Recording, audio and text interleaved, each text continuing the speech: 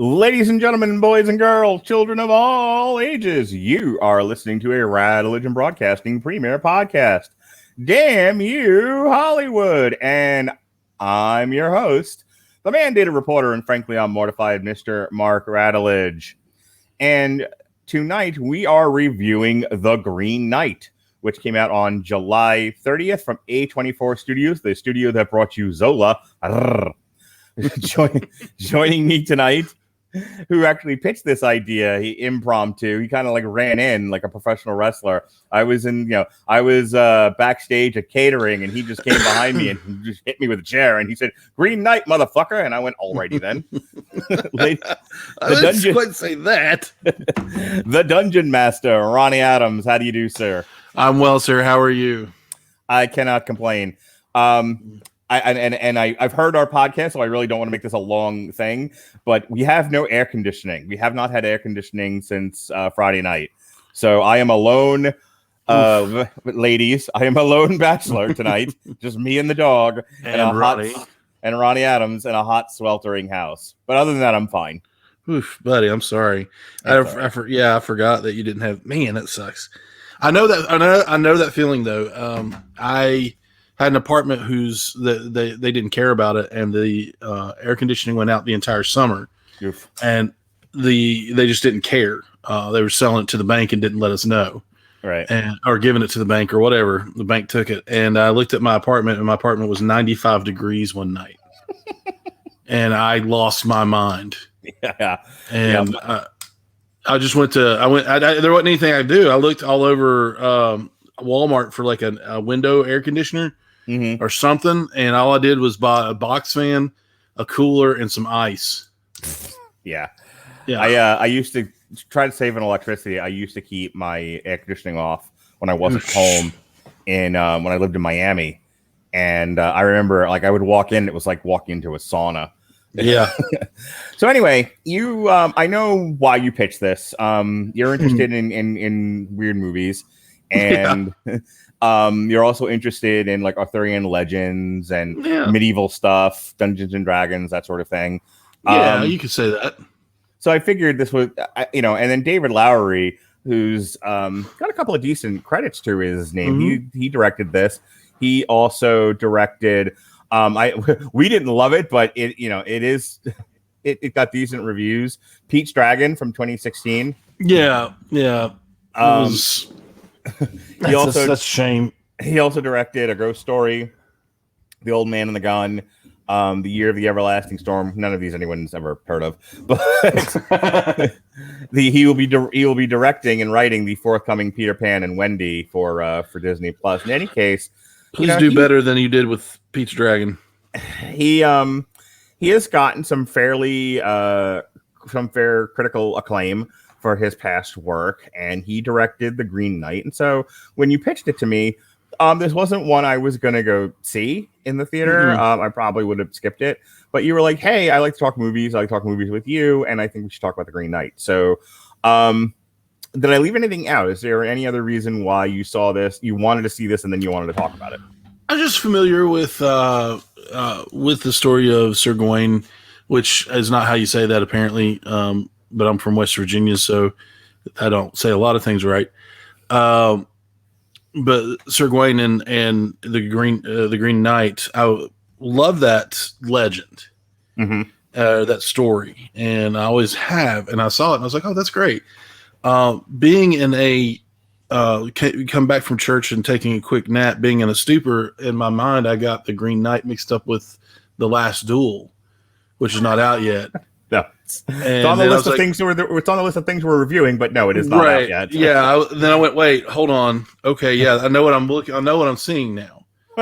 And that's kind of where how my day went. Okay, but it was. I mean, it was intriguing to see what somebody would do with it, especially when they called it a fantasy retelling of Sir Gawain and the Green Knight. I was like, well, what do you want to do with it as far as fantasy? I mean, it's pretty fantastical as it goes. Right. So when I was a kid, I saw the Excalibur movie from the 80s. I'm somewhat familiar with. I've seen the Sorcerer's Stone. I mean, really, who hasn't if you grew up in the 80s? Right. So I am at least ancillarily familiar with the Arthurian legend.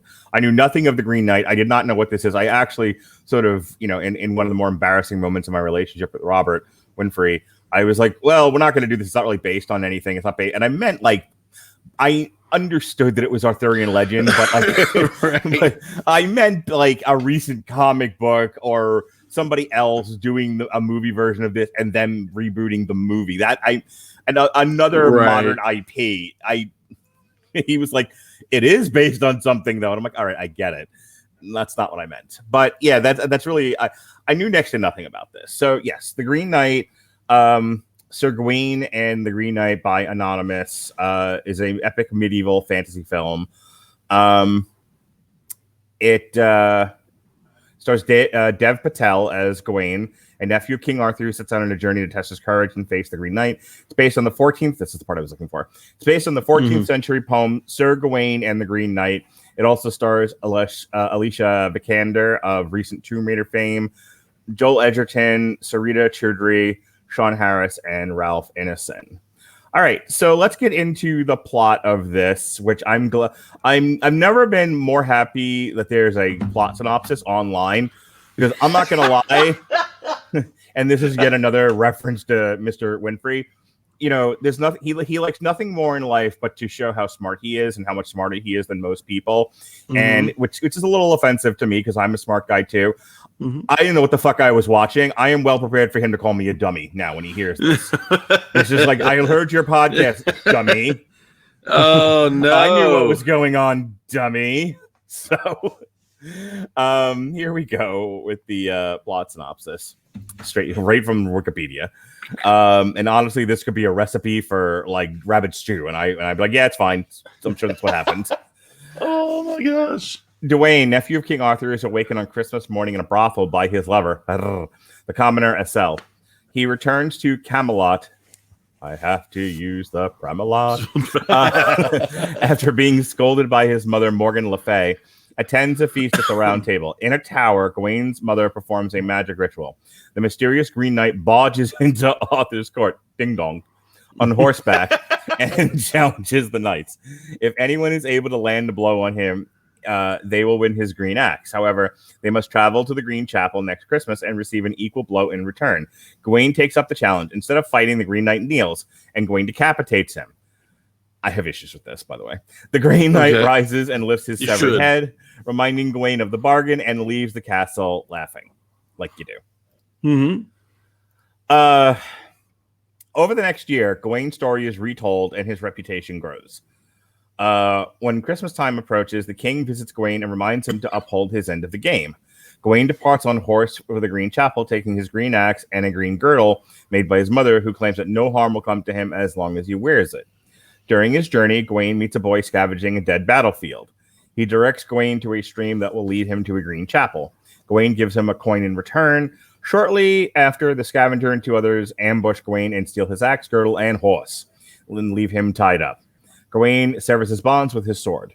At night, he comes to an abandoned cottage and falls asleep in his bed, at which point 3 bears show up. Never mind. He is awoken by the ghost of a young woman named Winifred, who asks Gawain to retrieve her head from a nearby spring. When he returns with her skull, he sees her skeleton in the bed. The next morning, Gawain finds his axe returned to him. Oh, that's what I missed when I fell asleep. Got it. I shortly after the bit where they left him tied up, I remember him looking at the lake with the ghost, and then I passed out, and the next thing I know, he's got his axe again, and I'm like, when did this happen? Right. Yeah, no, I get it. All right, so as Gawain's quest continues, he encounters a fox that follows him. He witnesses female giants marching through a valley. Eventually, Gawain reaches a castle inhabited by a lord who informs him that the Green Chapel is nearby, accepting his invitation to stay. The castle is also occupied by a blindfolded old woman and the Lord's wife, who appears identical to Essel and makes seductive overtures towards Gawain. On Gawain's last day at the castle, the Lord proposes they exchange what he obtains while hunting with whatever Gawain finds in the castle. The next morning, and boy, does this take a turn for the weird. The next morning, the lady presents Gawain with a green girdle she claims to have made. Gawain relents to her advances in exchange for it and ejaculates on the girdle like you do. What the crap? Who hasn't ejaculated on a girdle? Anyway, the lady rebukes. Just for listeners, and I have to explain it to myself as well. The girdle is more like a belt, right? Like a cloth belt. It's not like he's not wearing like a girdle like Bugs Bunny's, you know. I bet all you men wear these. Anyway, oh god. The lady rebukes him as not a knight. Anyway,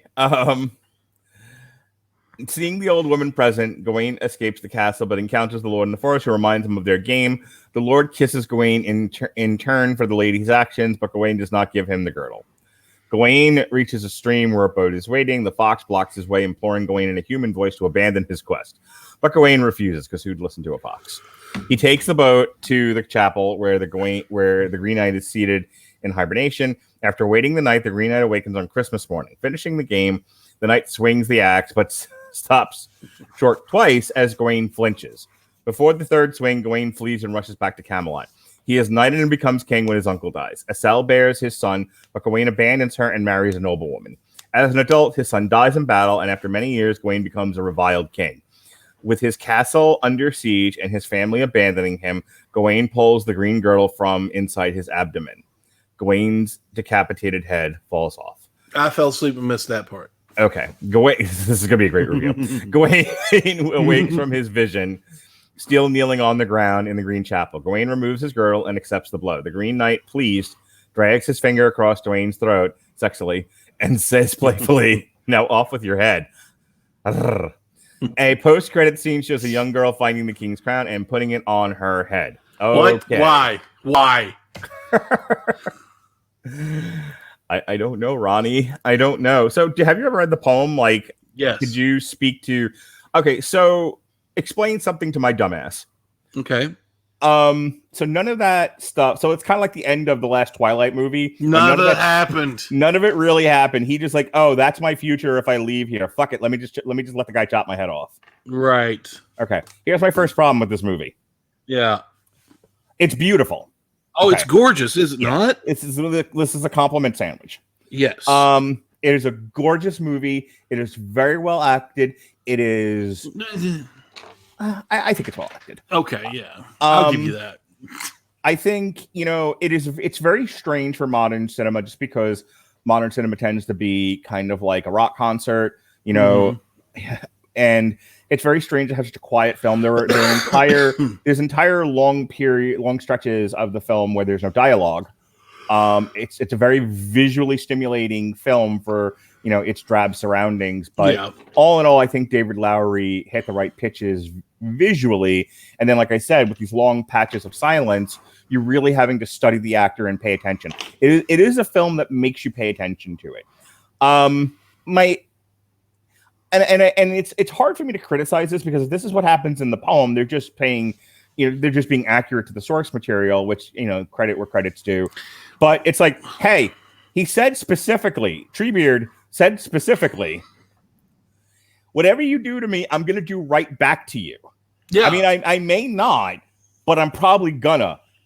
At which point, if you're invested in finishing the game, it should have been like finger poke of doom. Okay. Are you gonna do worse than the finger poke of doom? I think not. Not lop off the fucking guy's head and then not expect him to lop off your head in return. And again, I'm probably dumb and just missing something, but it seemed like a huge flaw in the character's logic. And this leads me to my next thing. I thought, again, not having a tremendous amount of familiarity with the source material, the poem, I thought the benefit of defeating Treebeard in battle and winning his axe would be prosperity for the land. Mm-hmm. In the year that he waits to for Christmas to happen again and for him to go back and confront I won't stop calling him Treebeard. The Green Knight, nothing has changed. We didn't really see where he's changed at all. The quest is going to change him. I get that. Yeah, the quest and then finally the vision. But like, I don't know what the point of the game was, and what was the overall benefit of him taking him up on it. Because again, if it's temptation. If he fights the Green Knight and wins, he's showing the king maybe that he can take up the mantle of the throne, that he's a serious person and all of that. The problem is they just skip over the year when that would be the time to show those things. Well, that's the poem itself alludes to a lot of like different side quests. So a lot of like side quests. I'm not DMing right now. Dev Patel, roll for experience. Roll for initiative. He rolled a natural 1 on that one. In my opinion, but and then ejaculated all over a girdle. Oh my gosh! So it roll alludes to a finish lot of, on her face. Oh, you rolled a 1. You rolled a 1. Sorry, I'll shut up now. It alludes to battles and adventures and stuff like that. Okay, which aren't explained in the poem. But when I heard that it was a fantasy retelling, I was like, maybe they'll go into that. Right. They did not. Yeah. They skipped over that whole year. Right. And it's supposed to be New Year instead of Christmas. I mean, Christmas and New Year were all wrapped up into one, you know? Yeah. Not sure what the big deal of changing it is. I'm not either. Okay. But it was just one of those things where, they got pretty much everything right. He comes in with a holly branch and presents his neck to Sir Gawain. Sir Gawain cuts his head off, and then he picks it up and rides away. But Arthur, who looks like Mr. Burns in this movie, and I don't know why. And then you got that creepy lady from Game of Thrones that still breastfeed her 14-year-old son as Guinevere, and I'm like, this is not Arthur and Guinevere. I mean, I'm expecting Sean Connery in the day, right. First Night. But that's movies. That's where movies have ruined us. You could have at least gotten Charlie Hunnam. Right? I mean, come on. But they admire the axe and then they hang it up as a trophy. Because even then they thought, even Arthur thought, well, you did great. You cut his head clean off. And nobody really blinked at the guy picking his head up and riding off with it. Did I miss what the purpose of the game? It's a story of temptation. Okay, but a growth. What is the benefit of defeating of gaining the green axe in battle? What is he being tempted with?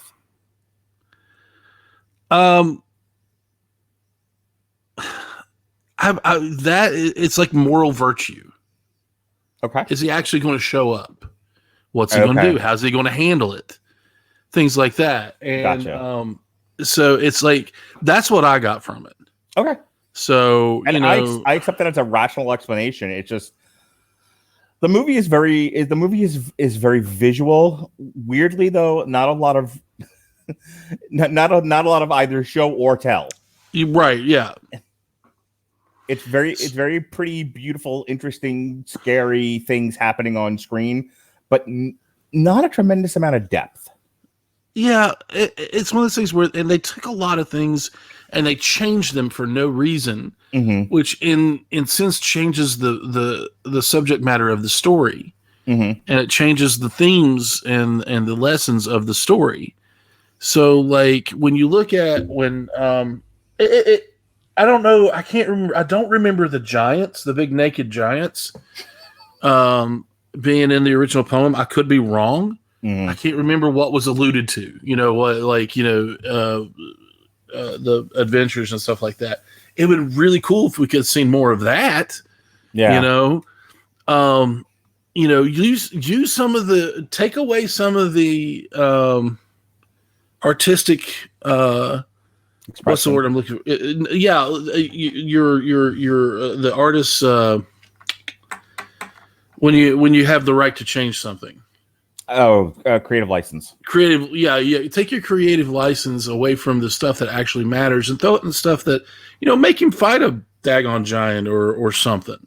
Well, that was the thing. Like, I got the impression that he's sort of a ne'er-do-well and a fop, and he's not. He's not, in the beginning, like in the very, like when he's laying about the whorehouse. Even then, he's not. He's not supposed to be. Okay. I've never read anything that I could be wrong. A lot of, I mean, I'm not an Arthurian like scholar in the least. I mean, shoot, I just referenced First Night with Richard Gere as so. But I love I love King Arthur. I love medieval stuff, and I know a little bit, and I've read some. But I don't think I've ever read anything about where Sir Gawain was a lecherous a-hole, and of course everybody back then was pretty much lecherous, but you know what I mean, right? But it was that took me out of it first. So I was like, why? Well, okay, what's the point of this?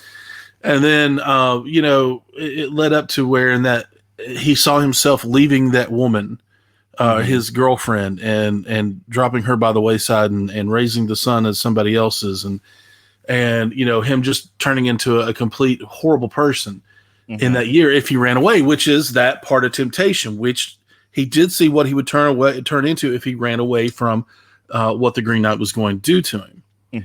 That was okay. I was like, okay, that's cool. That is very cool. But it was also, when he's at the castle and he stumbles on the noble and his wife and his, the beautiful wife. Right. Well, he spent more days there than, the first night was like, let's play a game. I'll hunt. I'll trade what I've hunted for what you found in the castle. Well, she comes on to him, and he, not to completely embarrass her, he takes a kiss.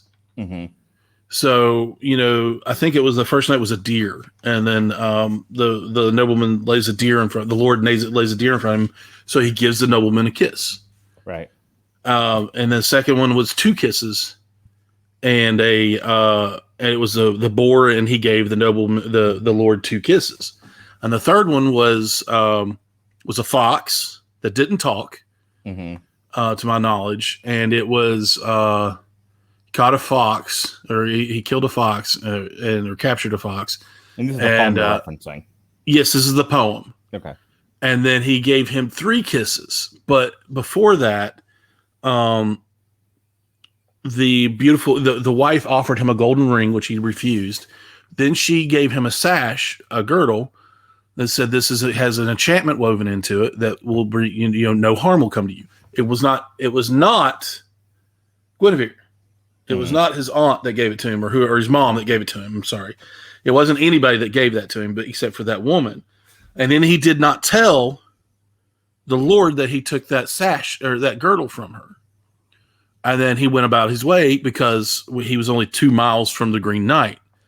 And then he got laid, he kneeled before the Green Knight. The first one, I don't think he even flinched. He just kind of like turned, and the Green Knight stopped. And then the Green Knight did again and stopped. And he actually got angry at the Green Knight and said, "Just do it." And didn't like fall down or flinch or anything like that. He just got pissed at him and said, "Well, if you're going to do it, do it."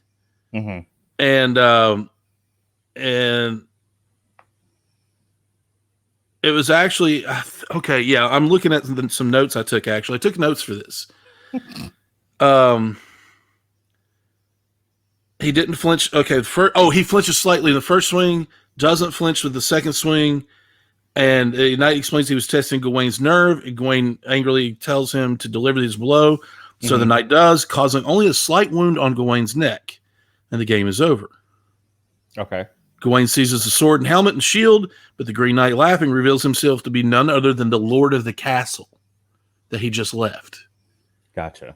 And it was transformed by magic. He explains that the entire adventure was a trick of the elderly lady that was in the castle, who was actually the sorceress Morgan Le Fay, who was Arthur's stepsister. All of that would have been in the film. Would have been great. Would have been amazing, because then you would have known that she was testing his mettle, seeing who he was. And even though he took when I was struggling to explain what the whole Green Knight situation was in the movie, I don't have a clue. In this, they were saying they were just testing Arthur's knights to say, hey, are they what you say they are? Right. And kind of like a Book of Job type thing. Yeah, kind of like a Book of Job thing. And then, they explain it and they send him on his merry way. And even though he felt some shame for hiding the sash, they're like, hey, you're still good in our book. Everybody was like, they forgave him. All the Knights of the Round Table forgave him. Even the Green Knight says, what was it? Let me see where the, the Green Knight laughs and professes him the most blameless knight in the land. Okay. So it was moral. It's testing his moral fabric of who he was and what he said he was. Gotcha. I really only have like this to say. It is 2 hours and 10 minutes. Is that right? Artsy fartsy, beautiful cinematography, nonsense. Yeah, this is 2 hours and 10 minutes. Sorry. And the Cayman Jack is kicking in right now.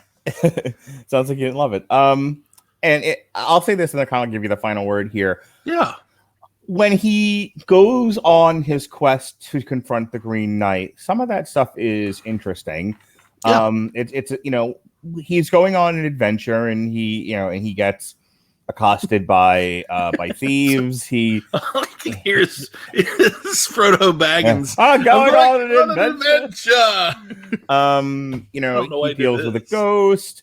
Then there's the bit in the Lord's castle with some funny business going on there, and then he finally goes to the Green Knight, and then we have our Twilight ending. And here's the thing: everything while he was going on the quest was kind of okay. I was like, I nodded off because I was tired, and it's just a quiet film. But I did not nod off necessarily out of disinterest. Also, there was not to get too personal, but I had a problem with my foot, like the way I was sitting. All of a sudden, like I had this horrible pain in my ankle. At one point, I had to just get up and walk, which is a weird thing you have to do in a movie, but it happened. In any case, but like I said, the beginning wasn't fleshed out very well, and then the end. I don't love the Twilight ending. I someone hearing me say this be like, it's not Twilight. But like, I don't love. I get the idea of if you have two paths in front of you. If you choose one, it's going to end badly for you. Just take your lumps now, and you'll be better spiritually. You'll be better off for it. You'll save yourself. You'll save yourself the long fall if you just man up and take your lumps like you said you would. Right? Okay. I get the moral lesson in that for the audience. I kind of get the spiritual lesson in that for the night. In the poem he didn't bust on the girdle either. Okay, terrific. Yeah, what crap. But like I said, see that. So I didn't love the beginning and I didn't love the end. The stuff in the middle was okay. I didn't love the beginning, didn't love the end. Wasn't crazy about the middle either. But that's the thing. Like, I don't want to bash this movie too much because, like I said, it is a beautiful movie to watch. It is well acted. I think it's an interesting craft. I don't know how well executed their vision of this thing was. I don't think it was executed well at all. I feel like they were shooting for something and they didn't hit the mark. No. And we'll talk about this when we get to the Rotten Tomatoes bit, but there is definitely a serious discrepancy in the audience score and the critical score. I think film critics can see the value in this and speak highly about it. Yeah. I think for the average person, it's like you, and I'll kind of turn it over to you for the last word here. You're right. It's a little on the artsy fartsy side. Yeah. For an independent like studio putting out. It's weird that this got a wide release because I can't imagine they thought this was going to get a big audience, and we'll talk about that in a little bit when we get to the money. Yeah, but I credit the filmmakers for desiring to make the thing. I don't know if they successfully hit the mark in execution, and I'm not entirely sure who they thought was going to go see this thing. But I'll let you have your last word. That's what I was getting ready to tell you. I'm glad you said that because Honestly, I think because of the COVID-19 craziness scare, whatever you want to say, where they weren't, all theaters closed down. I think that's why this got a wide release, because they needed to fill some slots with some original stuff. Okay. And honestly, I think that's why this happened. I could be wrong. I could, somebody come through and say, no, we always wanted to have a wide release. And I would say, well, that's dumb. You should have rethought that one. I'm sorry, but it's true. But, there are certain, this hits a certain niche crowd. Right. This is going to be for literally your art house movie critics. You don't think this will attract, at least in the Venn diagram, the portion of D&D medieval fanatics that are also film people? When they find out what it is, no. Okay, so you think the people who start like opening weekend, the problem is I think this went up against I'll tell you in a second. Jungle Cruise. It went up against Jungle Cruise of all things. Yeah. So and the week this before had no was hope. Like Snake Eyes and Old, and the week before that was Space Jam. Yeah. So this was like there's a lot of fluff and a lot of fun and a lot of summer blockbusters. Then they're like, "Hey, you want to read this? You want to watch our vision of this Arthurian poem?" No, I don't. I want to watch The Rock punch people on a jungle boat. This should have been released in September, closer to Oscar season. Absolutely, this will absolutely get Oscar noms. Oh, absolutely, and it deserves it. Yeah, but I think you're right. I think you're right. Like, I'll pull up the list real quick, but I think if I read you like the list of, let's put it this way. I know there's not a lot happening in September because, like, other than Shang-Chi, which I am absolutely stoked about. Like, okay, so the September movies this year are Shang-Chi, which it's in September because it got delayed because of Black Widow. Malignant, which is the new James Wan horror movie. I want to see that, actually. See, like, they should have released it right. If they were going to do a wide release in theaters, they should have released it September 17th, because its only options would have been The Eyes of Tammy Faye, which I saw the trailer for that today when I was in the theaters. It was good. And then Cry Macho. Yeah, that is right up my alley. And then it really is. And then Cry Macho on HBO Max. Then the following week is Venom, and then the following week is Addams Family, Hotel Transylvania, The Many Saints of Newark.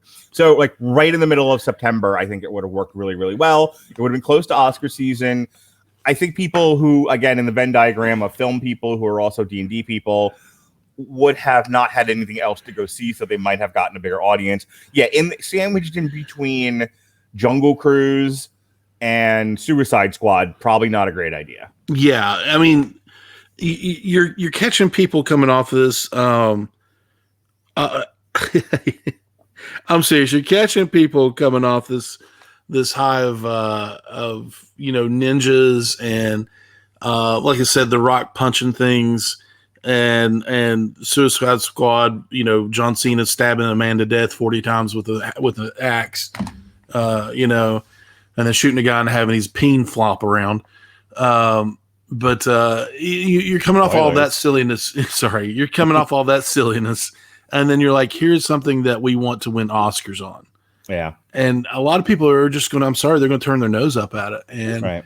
And I get. I'm going to restate what you just said. You can watch The Rock punch people on the Amazon River. You can watch John Cena stab a guy with his dick hanging out.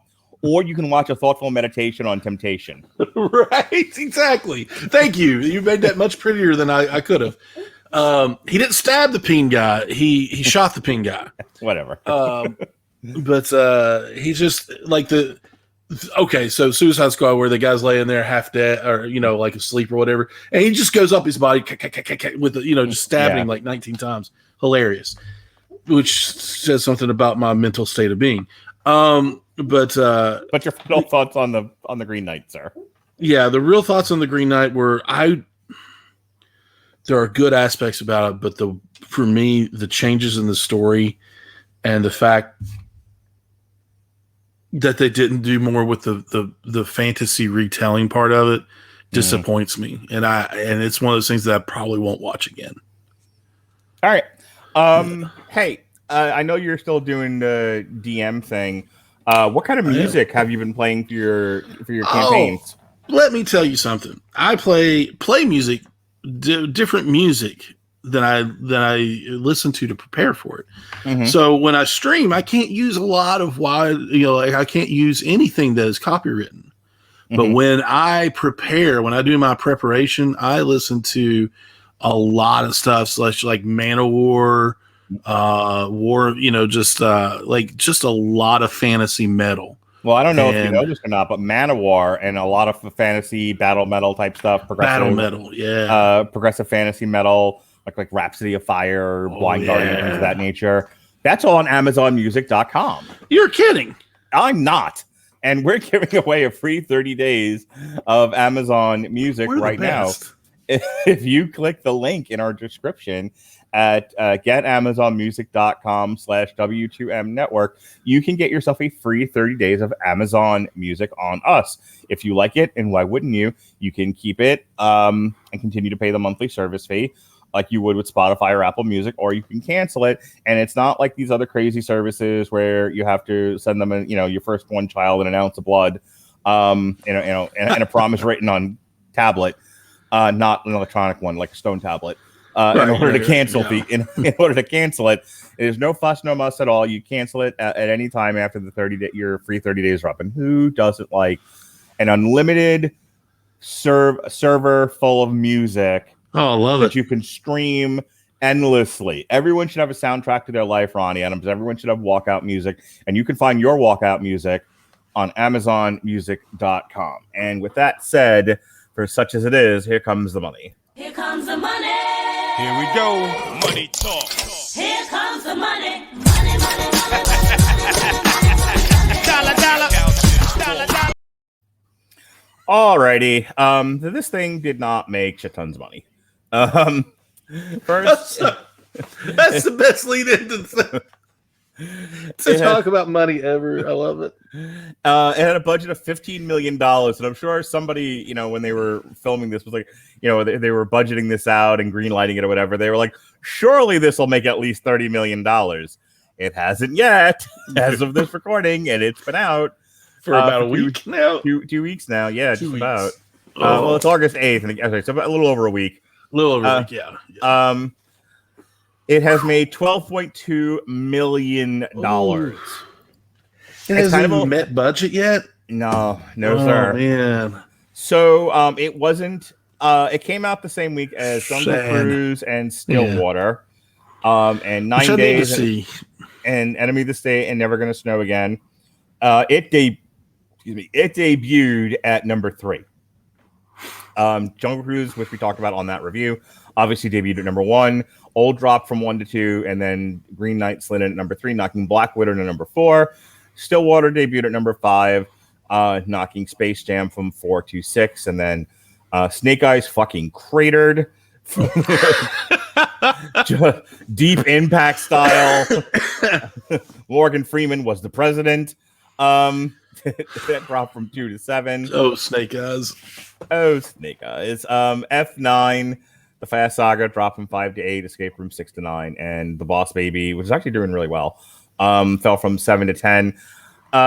We covered a lot of this, like I said, when we reviewed Jungle Cruise. That's currently in the archives now. So you can go check that out. I really don't have a whole lot to add necessarily for the money. Again, a lot of this we just covered, and we're going to cover again on Tuesday when we do Suicide Squad. But hey, if you've never heard us before and you haven't heard any of those reviews and you're not going to listen to Suicide Squad, here's the 2021 worldwide box office top 10. Haimon, Detective Chinatown, and F9 dominate the top 3 and have pretty much shocker the first 2 for sure all year. But F9 not doing bad for itself for a movie that was supposed to earn over $1 billion like the rest of the franchise recently, but is having to deal with the craziness that is the pandemic times. 661 million is not too bad. No. Godzilla versus Kong lost steam and hasn't even hit 500 million and won't at this point.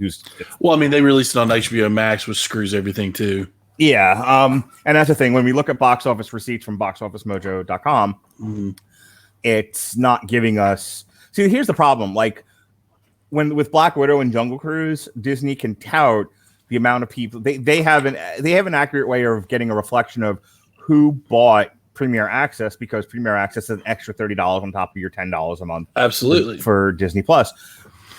I honestly think that, like, I know HBO Max released their entire slate of movies day and date for the cost of the subscription overall, and not that I wanted to spend extra money on any of this, and they did it because they were losing the streaming wars, and they figured, well, people in mass will sign up to watch Wonder Woman and Suicide Squad and whatnot. However, and Godzilla vs. Kong.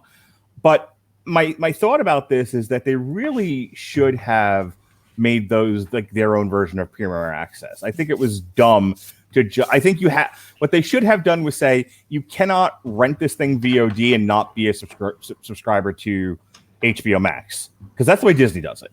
You can rent it VOD? No, you can't. Oh, okay. You have to be a subscriber to the streaming service and then pay an additional fee. And not that I want to, I'm sure someone listening to this going, hey, I got fucking kids to feed. Like, stop advising them to make things cost more. But if they were really looking to make money on like Mortal Kombat and Godzilla vs. Kong and Suicide Squad, they should have charged an extra $30 like Disney does. Here's the thing, though. I think they're doing it the right way as far as certain things are going. Disney is really screwing over their actors right now, though. Okay, yeah, that yes, and that's a whole other conversation. But also, when it comes to me personally, I'm not going to pay $30 for a movie. If I'm going to pay $30 for something, I'm going to get the experience of going to a theater out of it. I'll tell you, well, not everybody. Again, things have changed drastically over the course of a few months, because in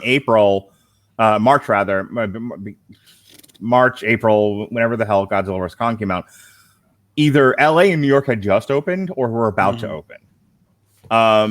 Now you're also talking to the guy that would go to a theater if it were raining frogs out. Right, but I will tell you, like, Sean Comer, friend of the network, he keeps telling me that there's no theaters near him. I know a guy, he's been on, Jeff Sloboda, who lives in the Sarasota area here in Florida, and he's telling me the theaters aren't even open by him, which I find hard to believe, because there's like 8 of them, in the Tampa area that are all open. So I okay, if you insist. But the point is, I think when you're the minutia of what theaters are open where, it might be a little overwhelming for people who are making big time decisions for their movie studios, and they're like, it might just be better to give people the option. But again, you're missing an entire slice of money that you could be getting by not charging extra for it, is my only point. And here's the point that I was going to make to you. For like single people, $30 for a movie seems a bit much. Oh, it's terrible. But last year when we did the $30 for Mulan, it was cheaper than anytime I take my kids to the movies. Right, because you have 2 kids and a wife. Right. I don't. I have a dog. He doesn't go with me. Just to finish up the list here, Black Widow is currently sitting at $359, and we have the aforementioned problems with Scarlett Johansson. But that $359 is a little deflated, seeing as that doesn't account for Premier Access. A Quiet Place Part 2, almost at $300 million. Cruella is at $221 million. The Conjuring, $197. Impasse, $181, and finally Chinese Doctors at $181. I can't imagine at this point it's going to make its $30 million that it needs to make, which is unfortunate. I don't know how much post removal from theaters and placement on VOD helps the bottom line. Helps the bottom line in terms of financial viability. But I at the very, here's the thing. It gets Oscar nominations by, and if it wins for something like visual or whatever, it'll get a re-release in theaters and people might go back and see it then. So I would say at this point it's run in the summer for people going to see. It's probably done. Like I said, Suicide Squad was just out. This was a terrible summer release. Yeah, as you said, terrible summer release. This weekend, the big release is Free Guy. But there's a whole bunch of limited releases. Like if you're, and then there's a wide release for Respect, which is the Aretha Franklin story. Yeah. but I mean, like, there's shit tons of, like, if you're into, if you're someone who goes to the theater every week to go see whatever the new, I can say it because you're on, Gay Cowboys Eating Pudding movies. I mean, I could have just said indie film, but nope, Gay Cowboys Eating Pudding. What? You said you could say it because I'm on. I don't understand why. There are certain people, if I say that phrase that I stole from South Park, get offended. Oh, okay, yeah, you're fine. But there's a lot of even on the 13th here. There's shit tons of independent movies being released as well. So what movie is that referencing? What? Oh, it's the Gay Cowboys Eating Pudding is referencing Brokeback Mountain. Oh, well, that makes a lot more sense in my head now. Wow, Ronnie, you're an idiot. So anyway, continue on. August 20th, there's The Protege, which is a wide release, but it's from a small studio, Lionsgate, known for the Saw franchise.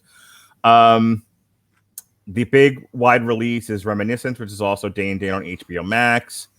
And I think that's it for The Night House, which is a horror thriller starring Rebecca Hall. Again, not exactly, and none of these are exactly tearing up theaters, but all of these make it harder for anyone to want to go see The Green Knight. It's going to make it harder for theaters to want to even keep it. And then The Candyman comes out on the 27th, and then Shang-Chi. So bad. And then Shang-Chi comes out on September 3rd. So like I said, it has no room to breathe at this point, and I don't see where anyone's going to be paying any kind of attention. It's going downhill quickly. I mean, it went downhill when it released. And I hate to say that. I mean, like I said, the cinematography is gorgeous, and I will agree with you on the acting. The acting is good because it'd have to be to act that script out. But wow. But as far as a summer release, no, absolutely not. This is more of a limited release. Hey, we got this on exclusive on HBO Max to watch or something like that later on.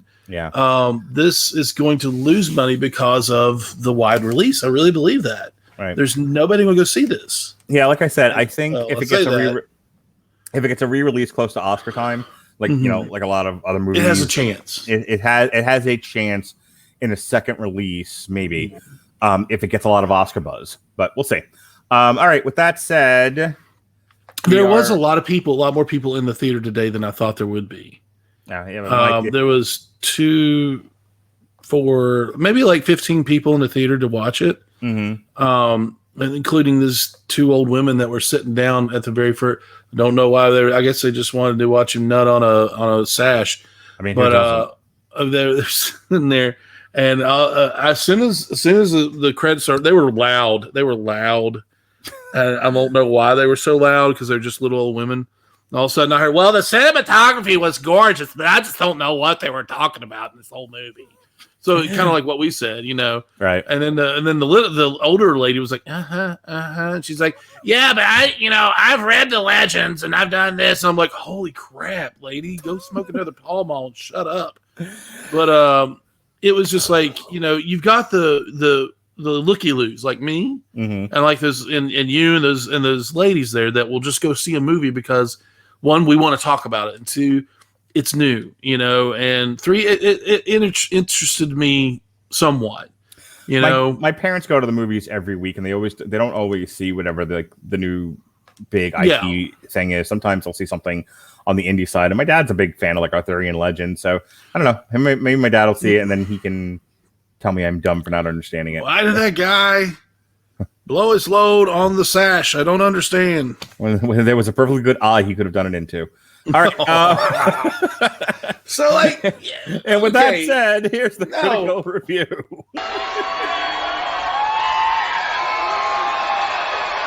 Are you ready?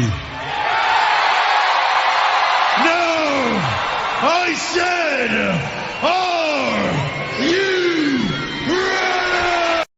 ready? No, God! No, God, please, no! No! No! No! Alrighty. The critical score is, first of all, I forgot to mention, I always do this. God, you think I've never done a podcast before on video. The critical review is brought to you by Grammarly. Grammarly's AI-powered products help people communicate more effectively. Grammarly helps you write mistake-free on Gmail, Facebook, Twitter, LinkedIn, and nearly anywhere else you write on the web. Grammarly corrects hundreds of grammar, punctuation, and spelling mistakes while also catching contextual errors, improving your vocabulary, and suggesting style improvements. To download Grammarly today, go to getgrammarly.com/W2Mnetwork. Again, that's getgrammarly.com/W2Mnetwork to download Grammarly for free. As I was saying, the critical score, this is an aggregate. This is not Rotten Tomatoes. Rotten Tomatoes may be criticizing things, but this is a collection of criticism, not their own. Their aggregate score was 88%, so the critics mostly liked it. The audience score, as you can see, was 51%. I'm sure a lot of people landing in the same place we were. So the critical consensus: The Green Knight honors and deconstructs the source material in equal measure, producing an absorbing adventure that casts a fantastical spell. The audience says, for better and for worse, the beautifully filmed Green Knight is a different take on a classic story that takes its time in the telling and leaves a lot open to interpretation, which I'm sure annoyed a lot of people. All right, Ronnie, I'm going to ask you: should I read the rotten ones or should I read the fresh ones? You know what I'm going to say. What? Rotten. Oh, okay. Michael Compton of Bowling Green Daily News. The cast is so good it becomes extremely frustrating to watch Lowery pull out way too many bells and whistles visually. It's as if Lowery, the director, doesn't trust his cast, so he tries to distract the audience by overemphasizing the camera work. Yeah, kind of. Okay, that was a little pretentious. A little bit. Mark Feeney of the Boston Globe, top critic. Pacing, velocity, and flow don't interest Lowery. He knows the effects he wants, and skilled as he is, knows how to get them, but are they worth getting? I get that. Sort of. Tim Brayton of Alternate Ending. A movie all about ideas, but it can't make those ideas cohere to a framework of a medieval romance. All right, so we're go ahead. Yeah, okay, never mind. I know what they're saying. All right, so I'm going to read some fresh ones because go for it. Yeah, these are those are kind of like they're just trying to be too artsy and why they don't like it. Bill Waters of Nerdbot. It's been over 40 years since Excalibur gave us a truly classic take on the Arthurian mythos, but David Lowery has given us a new one. Unfortunately, it's not for the uninitiated. If medieval epics isn't your thing, you may wind up scratching your head. That's fair. Yeah, that's true. Fletcher Powell of KMUW, Wichita Public Radio. I haven't stopped thinking about it. I don't know who's picking the sentences for these. That tells me nothing. Stop thinking about, you freak. I mean, really, I that's fine, whatever tickles your fancy, but that doesn't tell me anything about the movie. I understand it's a portion of the review, but that's a really odd tagline. It really is. All right, Jeremy Johns, a very unique and welcome cinematic experience. There's no DVD box. Calm the fuck down over there. Alrighty. Charles Kaplinsky of Real Talk with Chuck and Pam. There's an elusive quality to The Green Knight, which is Lowery's intent. It's a film that requires multiple viewings in order to absorb it all it has to say and appreciate the artistry it contains. Okay. Again, then not really a summer movie. Yeah. Oh, God. Sean Burns of North Shore Movies. This is the kind of movie you get lost in for a little while. What? He's saying this is good because you can get lost in that world. Lost in what world? Exactly. Elias Savada, Film International. Patel's explosive performance. All right, I would not call his performance explosive. He most of the time was just looking bewildered or sad. Pushes this fever dream of a film into award-worthy contender territory. Well, you're half right. K. Austin Collins. I'll read a few more, then we'll be done. K. Austin Collins of Rolling Stone, top critic. The Green Knight, an epic in miniature, a fantasy all the more poignant for its moral realities, makes this a lesson worth learning. Okay. Michael Ward, should I see it? You can't touch it. You can't feel it, or really ever even get near it, but it sure does look pretty from afar. I'm fairly certain those were song lyrics. Yeah. What? What does that even mean? Roger Moore of Movie Nation was nonplussed. More conventional than you expect. All right. In what way, sir? Jesus Christ. In what way? Wait, say that again. Roger Moore of Movie Nation says this is more conventional than you'd expect. Okay. In what way? What way is this conventional? Roger Moore. Kurt Loder didn't like Kurt Loder. Kurt Loder is 77 years old. Kurt Loder, formerly of MTV News, you hear it first, who we mentioned frequently on this network, lest anyone forget who Kurt Loder was or is. Currently of Reason Magazine, and in this case, Creator Syndicate. This movie could use a good dragon. Good effort, Kurt. Okay, yeah, well, he's not wrong there. I don't know. I don't love that criticism though. But he's not wrong. I mean, last one. Richard Roper of Chicago Sun-Times, top critic, a dazzling, dizzying fever dream. All right. Well, now hold on. This has got some traction. Okay.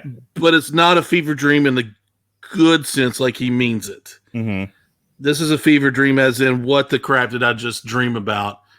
Why did I go on that sash and what is happening? Why? What did I eat? I don't know where I am and I don't know Lord where my help pants me. are. And I can't remember the last 12 hours. Right, exactly. All right. Speaking of I can't remember the last 12 hours, here's what's coming up next on the Radulich Broadcasting Network.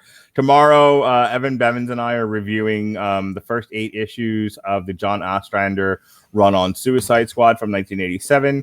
And then we're reviewing the new Suicide Squad movie by James Gunn. I enjoyed it. Yeah, so did I. Wednesday, we'll be doing the Mania of WrestleMania 4 and 5. Thursday, those are good manias. Yes.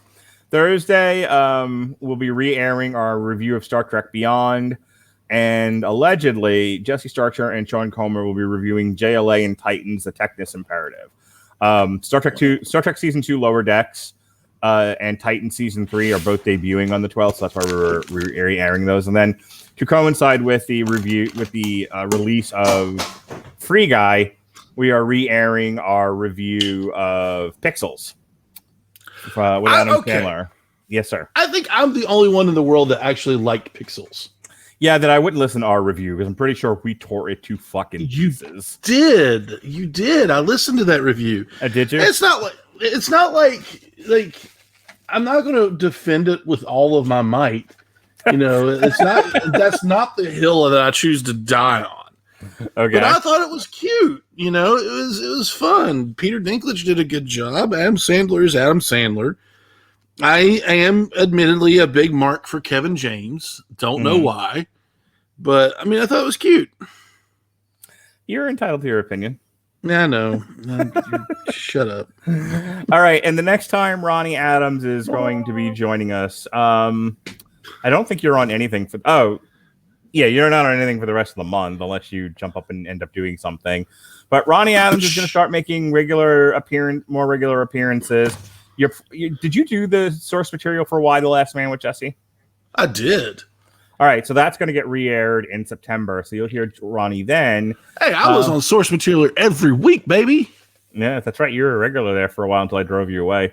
You did. I don't know if you make yourself available, he might be on The Last Duel with me and Andrew, or just me, depending on if Andrew makes it there or not. No, The Last Duel I'm totally in because I thought that's what I was seeing today for 5 minutes. Okay, I have to write that down. Remember that? But he will definitely be back. We just wrote. He will definitely I got be a back lot of stuff coming in the September, October. Yeah, later. The second half of this year, you're going to see a lot more of Ronnie Adams. That's that. All right, go ahead and do your plugs. Because nobody asked for it.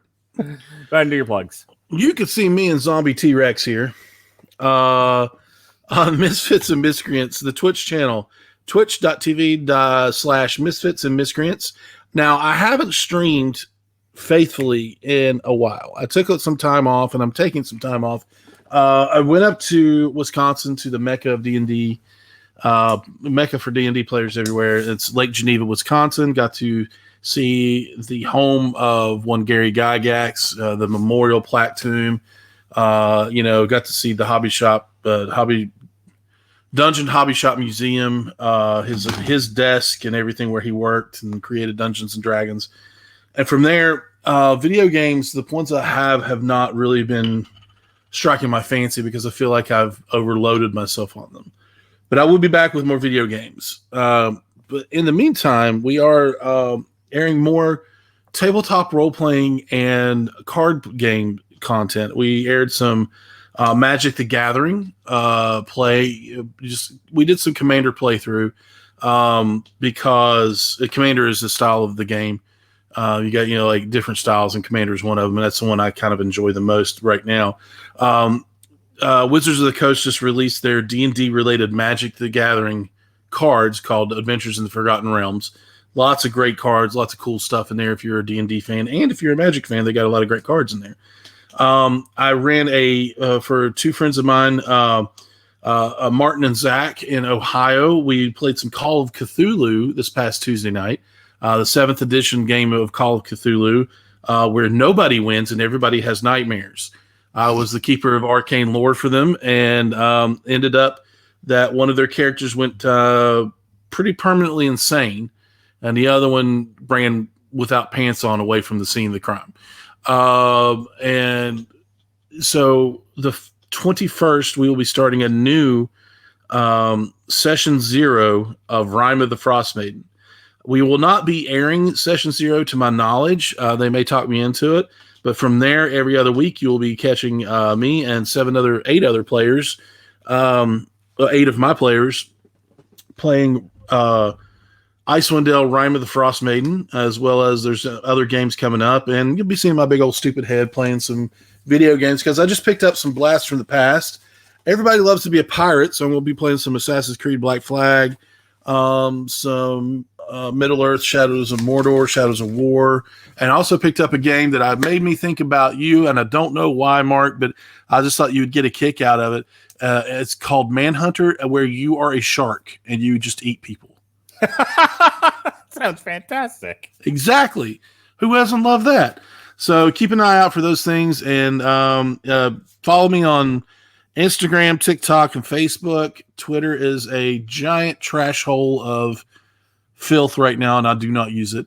But yeah, Instagram, Facebook, TikTok, all misfits and miscreants. And follow Mark on TikTok. He's really good at it. Thanks. I'm impressed. Well, I appreciate that. Yeah, I'm on TikTok. I think it's Mark Radulich. If you type Mark Radulich into Google, you will find all my things. But, it's true. There's only one Mark Radulich in the world. Yeah. I'm Mark Radulich, LCSW on Facebook. I'm at Mark Radulich on Twitter, as you can see on the screen here if you're watching it on YouTube. Yeah, I have a TikTok under Mark Radulich or Radulich Broadcasting, one of the two. I'm on Instagram, same thing. So, and then all of our videos are posted. If you found this podcast, but you want to check out our YouTube page, it's the W2M YouTube. My personal YouTube, just for anyone that cares, again, under Mark Radulich, is the old Radulich and Broadcasting Network archive from Blog Talk Radio. It's slowly but surely, I am slowly but surely uploading every single episode of everything I've ever recorded that I have a copy of. Will eventually be there. Well. The good, the bad, and the ugly. So it's stuff that's not going to make it to the W2M feed. It's still all going to go there. So, there'll be a living record of all 15 years that I've wasted my life doing this. We're on, not to interrupt you, but we are on the YouTube as well. Cool. All right, folks. Thanks for listening to Ronnie Adams and I review The Green Knight. Be well, be safe, and behave.